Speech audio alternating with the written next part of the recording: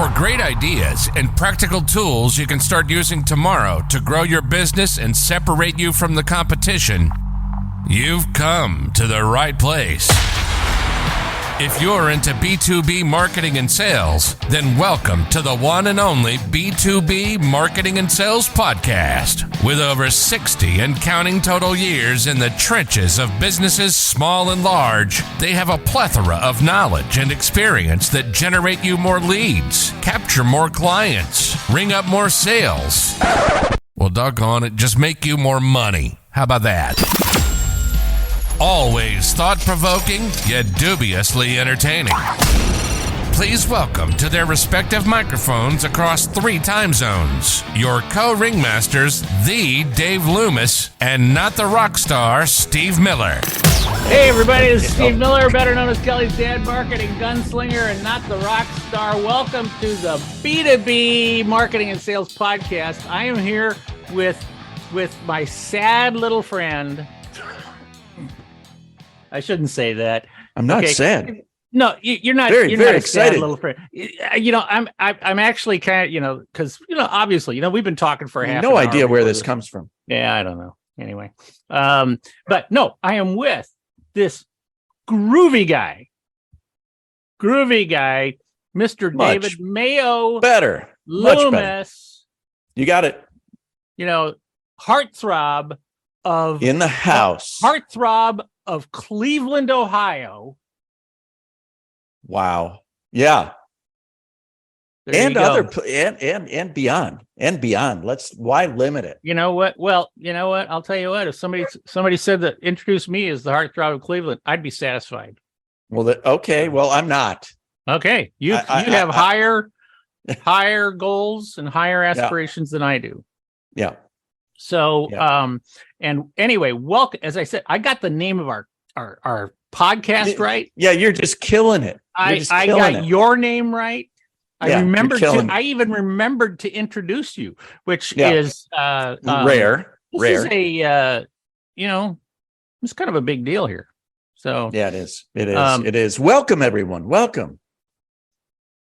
Oh, I thought you were marketers. Welcome, B2B marketers. B2B marketers. That's right. B2B marketers. And our goal is to always, even though we kind of sound like we don't give a crap, we do give a crap. We do. Oh, yeah. Big time. Yeah. And there's nothing like it. I'll tell you what, I got an email this morning from a new client who we've kind of got this. Congrats, by the way. Thank you that I got an email. And usually people are just trying to sell things to Steve or they're phishing emails that try and trick him into giving his bank account information. Yeah. That's usually what Steve gets. Give everybody all the information they ask me for. So, so feel free to reach out. Yeah. Here now. And, what did your email today say from your new client? Well, it was so cool because they're a new client, and we kind of went through the first part of working together, and they said, man, this is just we're just killing it, and we are Good having feedback. So much fun, because we've got a new branding proposition, new branding promise, as you and I have talked about. Love it. And it's always energizing to get into new things like that and to get that kind of feedback. There's nothing that revs me up more than when people say, "Hey, you helped us be more successful." There's nothing. And that's what we're trying to do for our listening audience, are we not? Yeah, 100%. 100%. Yeah, absolutely. So if you can kind of, bear with us while we entertain ourselves a little bit, we will definitely talk about stuff that if you listen to us and if you take our advice, you will be more successful. That is true. You said something earlier about really caring, right? Like we actually care about stuff. And, isn't that a little bit about what today's episode is about? Because actually, that's a really good point. I think it is, because it's sort of the starting point And I talk about that in my book, and you've talked Mhm. about that in all of your books, really, about you got to care to start with. And once you do, if you have that mindset, then you can think about how to not just serve. Do you remember when that delighting the customer was like this keyword? Oh, we're not just going to have customer satisfaction. We're going to delight the customer. And then like all of a sudden everybody was using that word. Yeah. In your book, Stealing Genius, you have a chapter about mapping out the customer experience, right? Okay, so now let me make sure we get the phrasing right here. Okay. Yeah. The words are important to Steve. The words are important because to me, and actually I think that was cool that you said that, because as I teach in my philosophy of being uncopyable, separating yourself from the competition, one of the things to work on is the language that you use. So like, for example, I'll just use, for example, with Starbucks or Starbucks and Disney are very good examples. Okay. Starbucks, we did not know how to order coffee until Starbucks taught us how to order coffee. Right? Oh, God. Yeah, they sure did. They sure did. And then all the names mean large, but a half calf, decaf, venti latte, but this is all a language the Starbucks has taught us. They've made us learn this language, which is part of their way to make us connected, attached to them, to them. It's part of the brand, and it's part of the experience. And Disney does the same thing. You are not a customer of Disney. You are a guest. You're a guest. They do not have employees. They have cast members. Guest. They have cast members, right? So the language is a big deal. And so with me, we are going to talk about something that I'm going to say sort of commonly is known as mapping the customer experience. Yeah, which is the way I put it, but how do you say it? I call it, number one, charting and choreographing the experience. So number one is charting. Charting is just another, it's another word for mapping. Yeah, but it's my word. But it's your word. My word. Okay. But more importantly, I also talk about choreographing. Now, let me just kind of set the stage here. Yes, this is chapter 7 of my book. And for those of you that are watching us he's holding up a book called Stealing Genius, on your which I highly set, recommend. Stealing Genius, which is my latest book. And our books, I'll tell you what, his book and my many books really. Steve's rubbing it in. All you listeners couldn't resist out there, that one. Steve is encouraging me to continue writing. Yeah, because he's got more books in him, and I books, do, and which means that he's got more to teach people. So anyway, So Stealing Genius is my concept of how to innovate. Peter Drucker, who was probably the godfather of corporate management theory. Absolutely. Right? He said, and I just absolutely live by this. He said, there is only, the purpose of business is to create a customer. All right. Which I agree with 50%. And what I mean by that is, and I'm sure he meant this, the purpose of business is to create a customer and then maintain the relationship with the customer. Okay. I'm sure that's what he meant. Okay. I'm sure that's what he meant, but that's what I say. Okay. But then he says, and because of that, there are only 2 functions of business. One is marketing and the other is innovation. We love that. Now think about this. This is the godfather of management theory, who is saying there are only 2 Did functions. he say something about operations and profitability and all these different things? No. Stakeholders, stakeholder relations.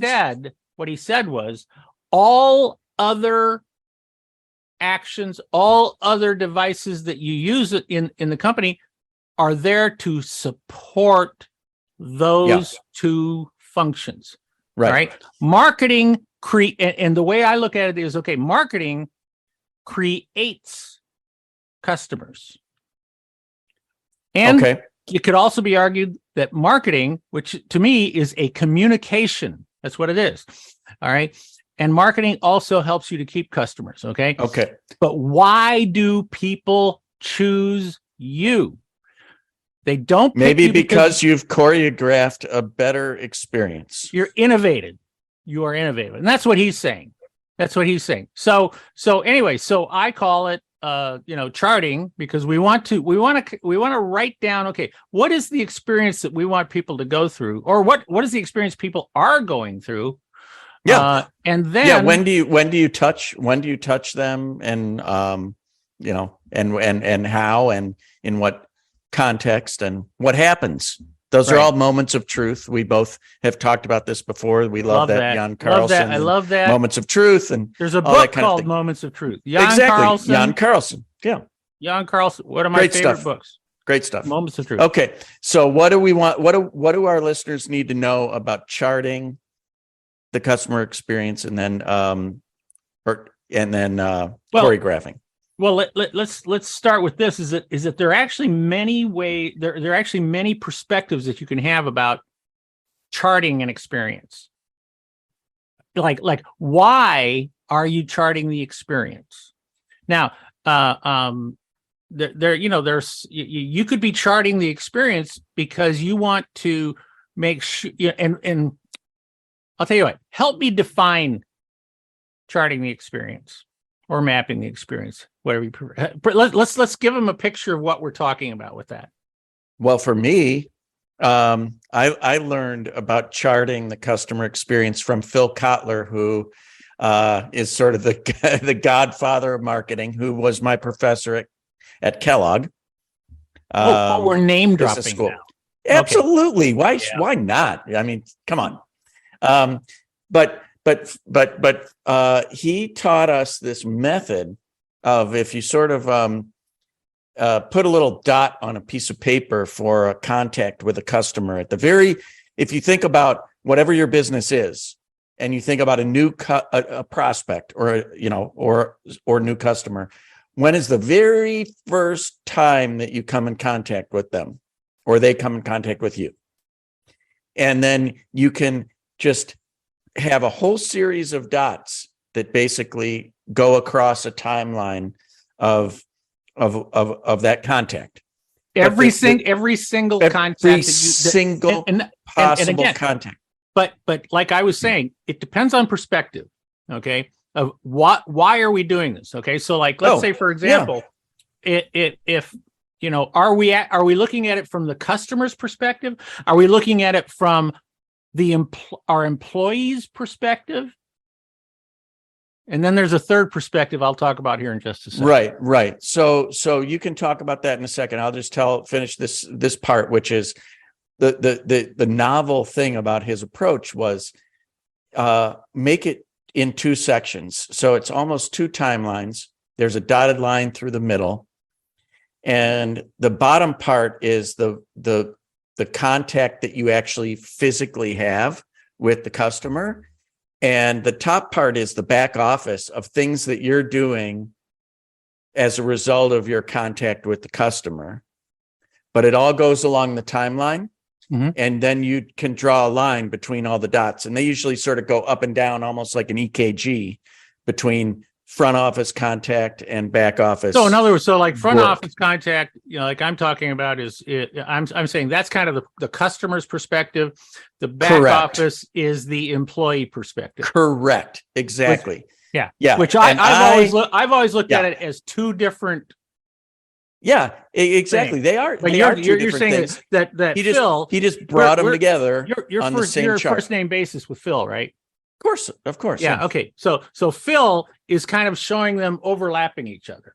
Yeah. There's a continuum of things that we do and contact that we have with them. And the idea is to make every one of those possible contacts just as meaningful as possible for that customer. Right. I mean, yeah, exactly. And then later I'll tell you about the example that I used for class, which he had never heard. Well, does it work before. now? Does it work now in this part this part of the if it The works example? now, just go ahead and share it. Well, my father-in-law owned a funeral home. This may be a two-parter, folks. So I charted the funeral. I charted the customer experience of a funeral home. Oh, that's right. You Yeah. have that experience of working in funeral homes. Well, and I wasn't working there yet. I was still in business school, and I was actually in consulting. But my father-in-law owned the funeral home, so I said, I went and interviewed him for this project. Mm-hmm. And then I went back and I presented it to the class and Phil, who I'm on a first name basis with. Phil, yeah. And he was just kind of blown away because he's like, I've never, and I've seen him since multiple times. And every time he's like, oh, funeral home guy. So fill in the deets here. Well, what's fascinating is that, it's an opportunity to help people in a time of need. Because it's not like I worked one summer when I was in college. I worked in a liquor store on Nantucket. People were really happy when they came into the store. They're on vacation. They're going to the liquor store and they're about to, have a great time. Start their vacation. This is like literally at the other end of the spectrum.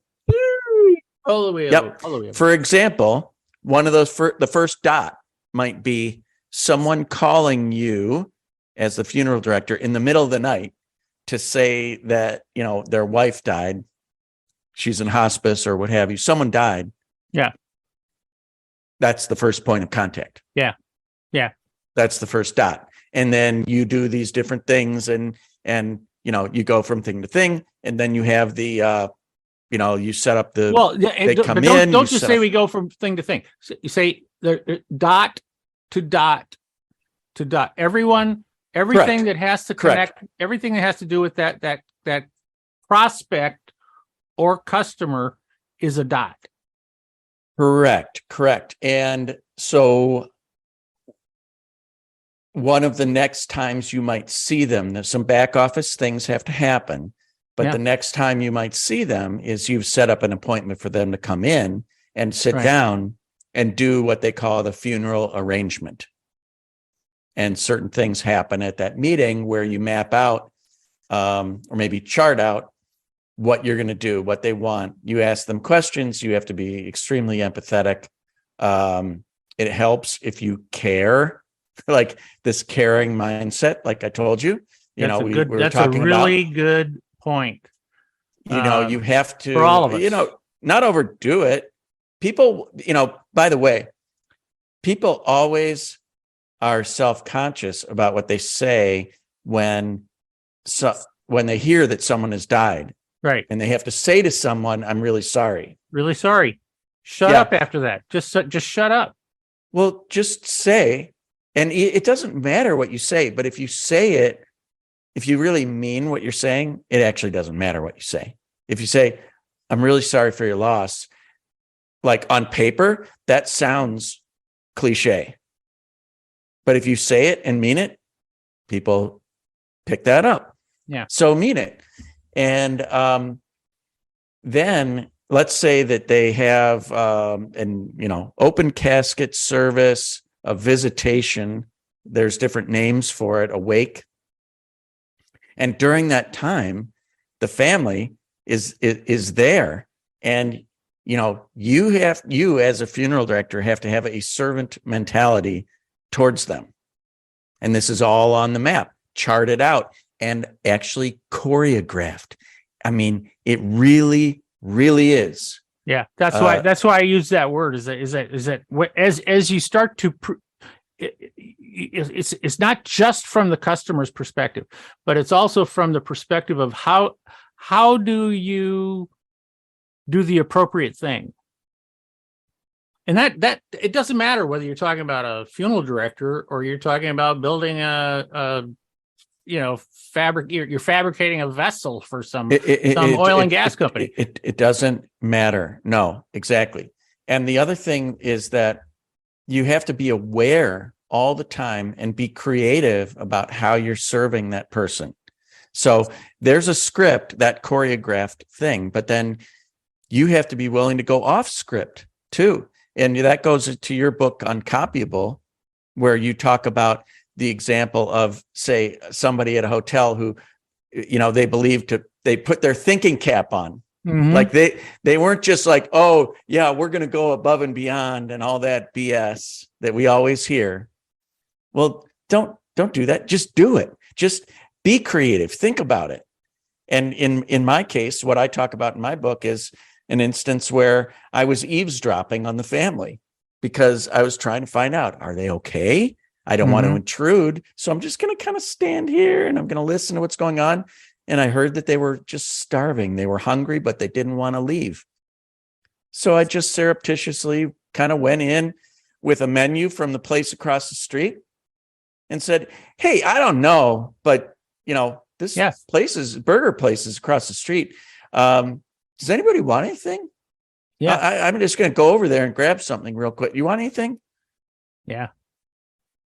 Afterwards, they're hugging you and they're telling you, my God, we've never gotten this kind of service before. Thank you so much. We couldn't have gotten through this without you. And honestly, don't do it for that kind of praise.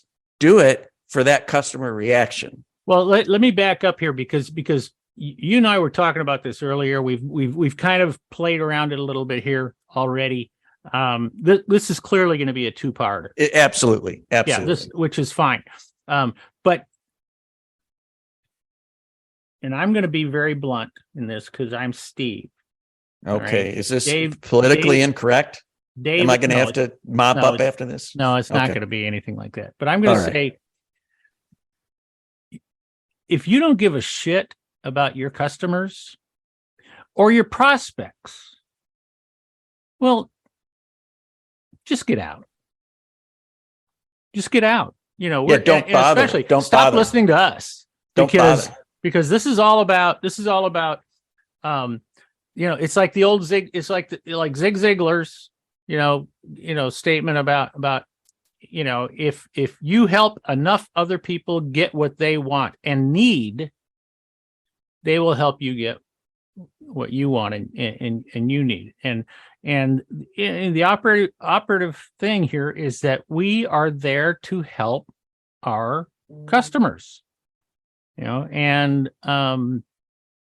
This is such a great story to use when you talk about from a funeral director perspective.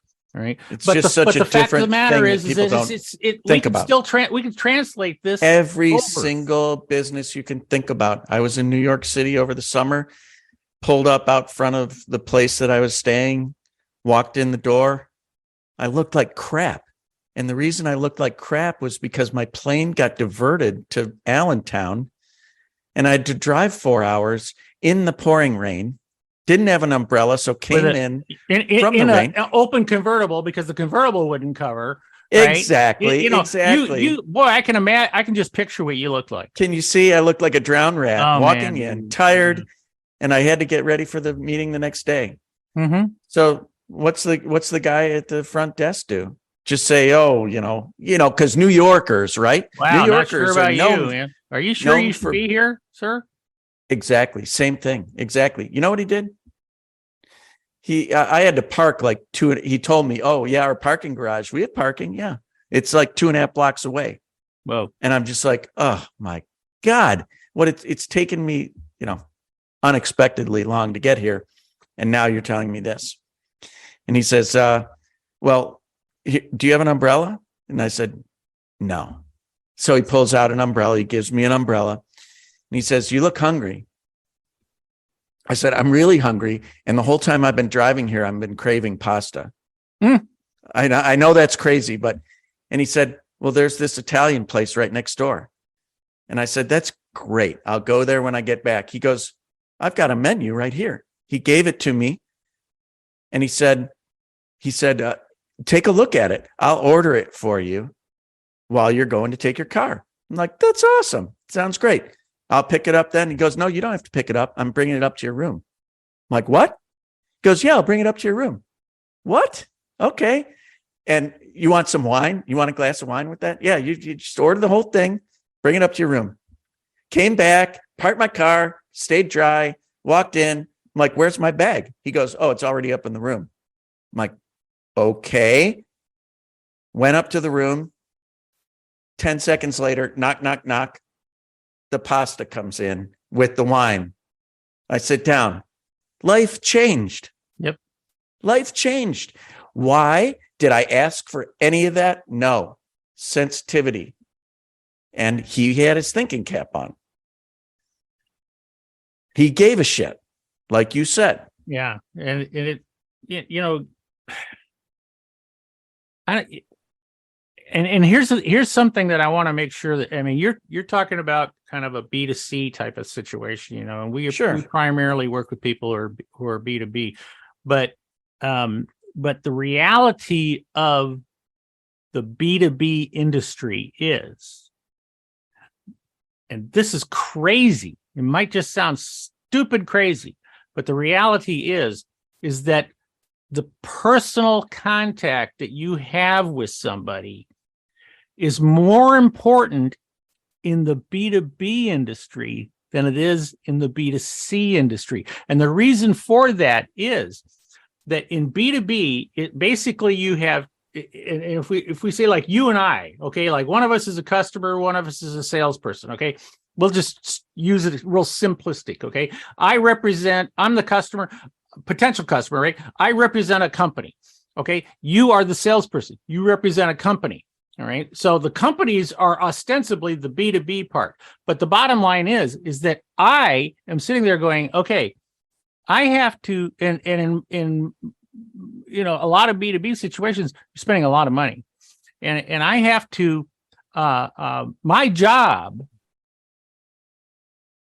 depends upon choosing the right supplier.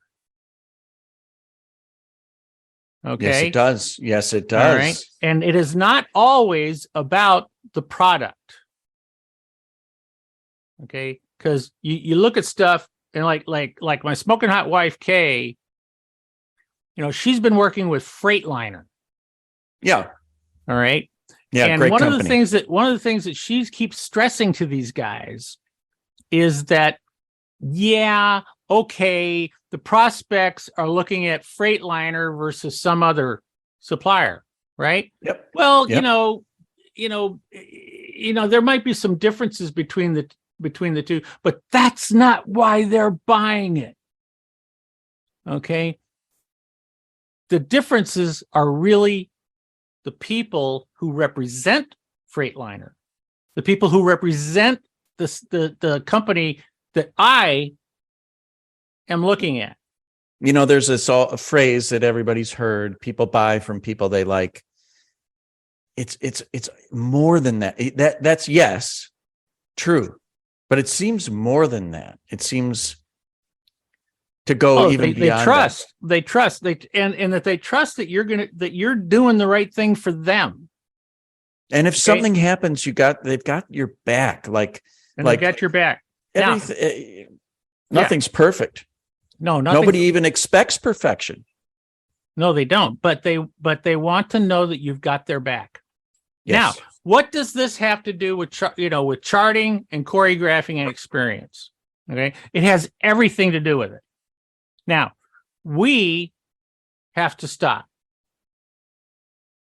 today with this.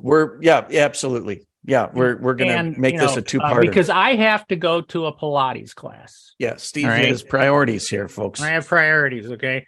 And but I want you to think about this, people, and come back, because when we come back the next time, we're going to now start talking about, okay, let's talk about these different dots. Yeah, very practical stuff. And I said that there are three perspectives from this. One is that we look at it from customer. One is we look at it from employees. Employee. I'm not going to tell you what the third one is. Really? I'll tell Didn't you you next before? time. Okay. Well, I'm on the no, edge of my I did not. seat. I did not. On the edge I of did my not say seat. it. So Okay. that's what we'll talk about next time. And so, Mr. Voice, since I didn't call you Mr. Voice in the beginning, Mr. David Mayo Loomis, you are Mr. Voice to me. You always will Thank be. you, Steve. Thank you. Kind of a, damn, I'm going to go to my grave knowing that I knew Mr. Voice. It's like he knows Phil Kotler. So he says, yeah, Phil and I, right? And I'm like, Mr. Voice and I. Right. Same deal. We are close. We are very close. Same people. deal. So, folks, you have been listening to the B2B Marketing and Sales Podcast with none other than Steve Miller, not the rock star. No, not the rock star. He's actually Kelly's dad and Not a the rock marketing star. gunslinger. No, the rock star not is the rock not star at all. Kelly's dad. No, okay. No, Make sure we're definitely not. confusing That's people. you. That's you. That's right. And thank you for listening. And we'll see you again next time. Same bat time, same bat channel. I love that. I love that. Take care, y'all. Bye-bye. Thank you for listening to another episode of the one and only B2B Marketing and Sales Podcast, the source for B2B marketing and sales insight. If you enjoyed the podcast, please be sure to subscribe and leave these old guys a 5-star rating. Check the show notes for any links and contact information. You can always contact us by going to b2bmarketingsalespodcast.com. Thank you, and keep on marketing, keep on selling.